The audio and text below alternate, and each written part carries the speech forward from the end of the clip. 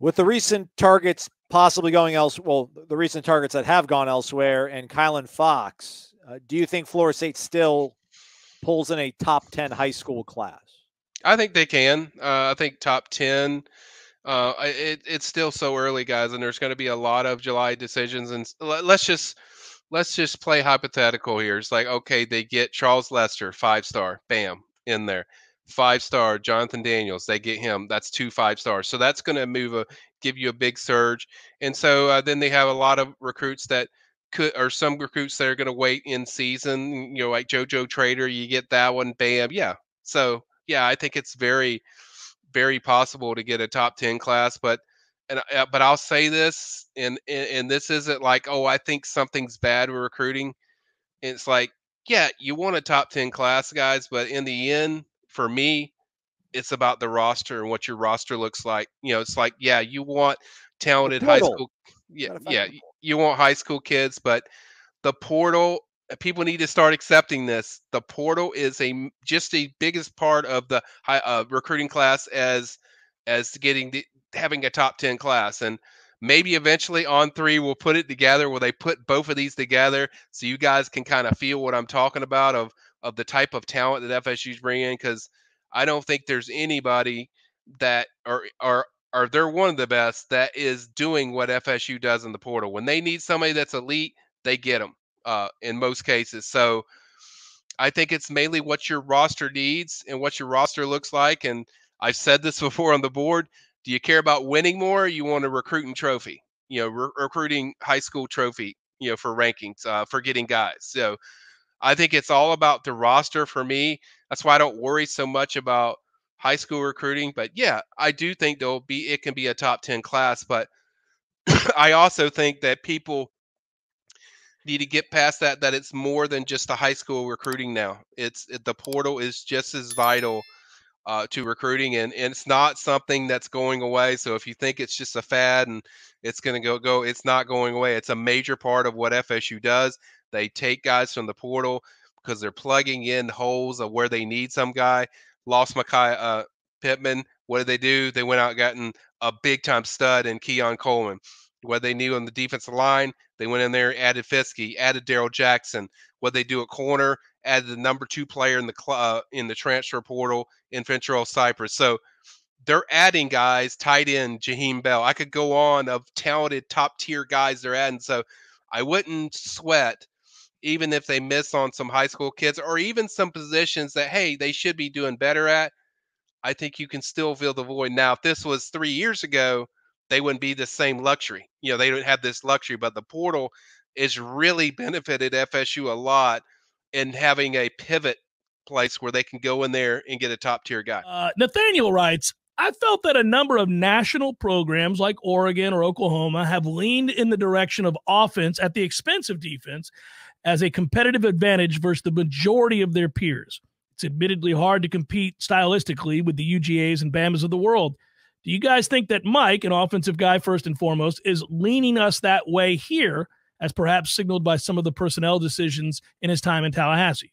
P.S. July 4th, dip in the pool and registers dogs on the grill. Do it. There you go. Nice. Well done, Nathaniel.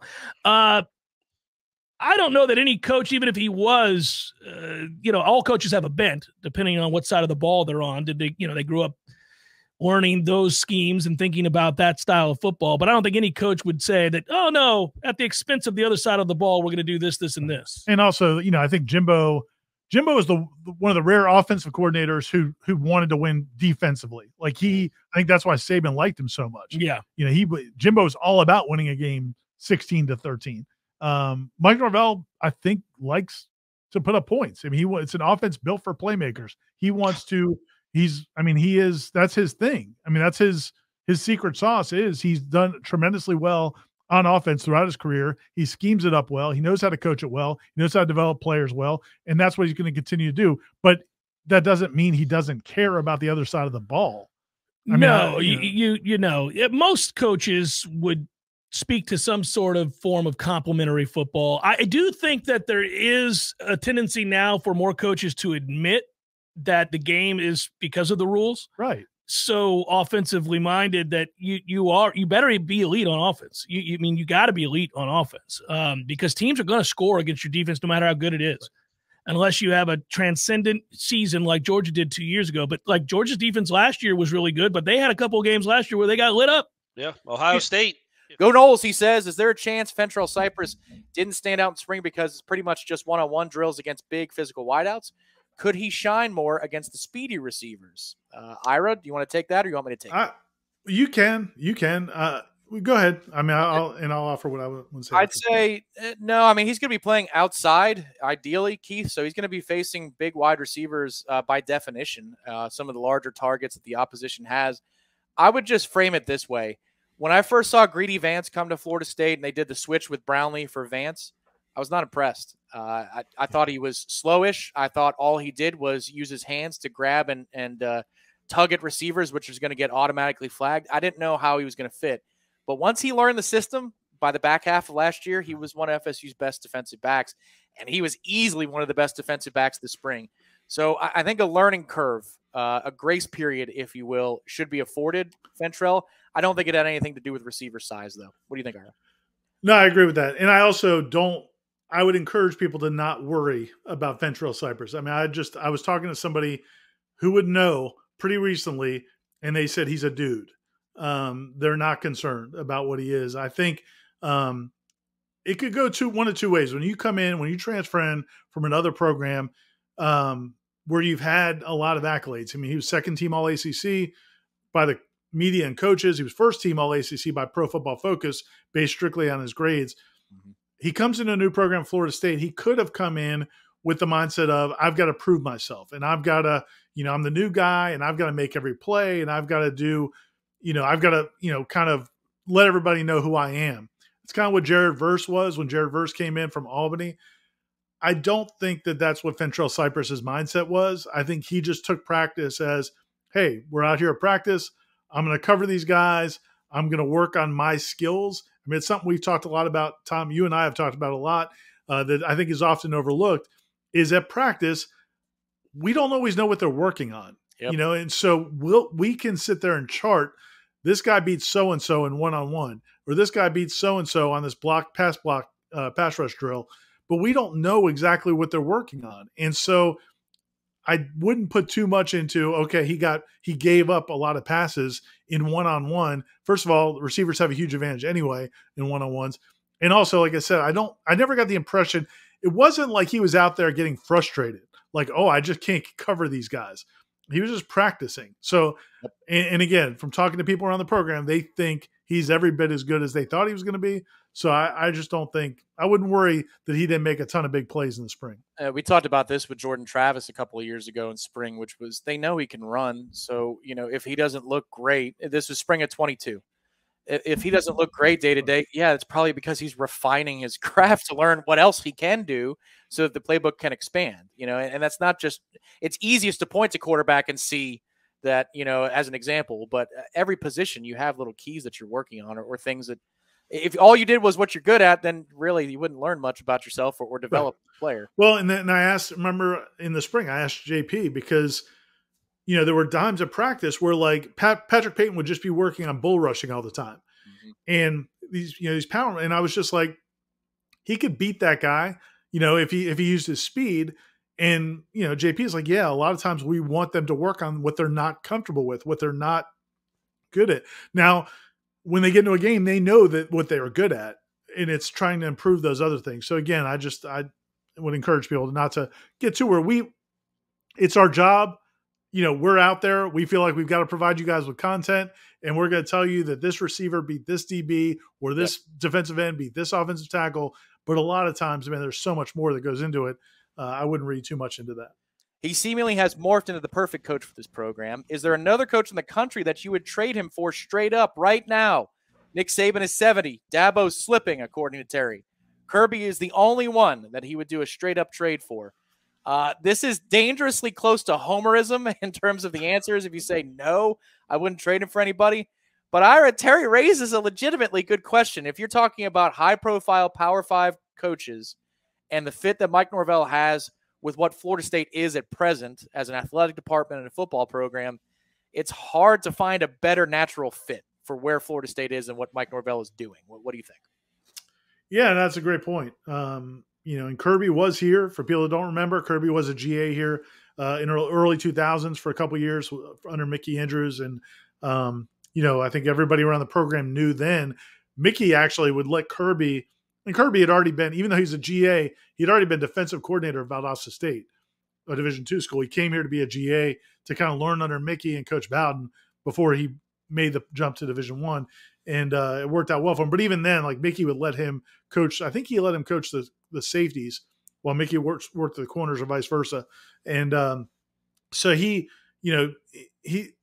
were some ties there. And there was a point in time where I wonder if Kirby would come back here, because he is from Bainbridge, which is less than an hour and a half away. But obviously he landed his dream job at his alma mater. I don't know of anybody I don't know if there's anybody I would trade him with. I mean, there's some guys that, there's no question that there's, you look at the Lincoln Rileys, and there are some guys that are young also that are tremendous recruiters, tremendous minds, and would do a really good job. But I don't think there's anything you're lacking with Mike Norvell. I mean, that's the thing. Like I look at right now, the biggest question I had, and again, this is to pat myself on the back, Tom. Go for it. 3 years ago during the pandemic, I think was when I tweeted, I tweeted Mike Norvell can coach. Like just after watching him every day at practice, and you're out there also, you can tell if a guy can coach or not. Like he could coach, and I knew he could coach. You could see it. Now the results didn't bear out right away, and a lot of people would bring that tweet up in the next several months of that season. But I knew he could coach. I knew he would make a lot of good decisions in terms of like stability of a program. He talks all the time about building for the long term, not just quick fixes. I thought that was all positive. What I didn't know is, could he get elite recruits? Yep. And I thought Akeem Williams was a big deal. I think what he's done with Cam Davis and Luke Cromenhawk and some of these other guys that they've got committed, I think that's a big deal. Oh, look at that. That's Ben. That's Ben all over it. Good work, Ben. But yeah, that before the 2021 season, and they were not good. They were 5-7. So that's where he came up a lot. I didn't get ratioed, but there were plenty of comments to that tweet over the next several months. And but just that after watching preseason camp, I was like, man, this guy, you can tell he can coach. I didn't know if he could recruit at the highest levels. Yeah. And I know that's an issue right now. People are worried a little bit, but man, think about the guys they've gotten committed and or signed over the last year. He can recruit. So there's nothing. My point is, I don't think there's anything you don't have with him, right? There's nothing like you don't look at him and say, okay, he's a minus in these two categories. I think he may be here 20 years.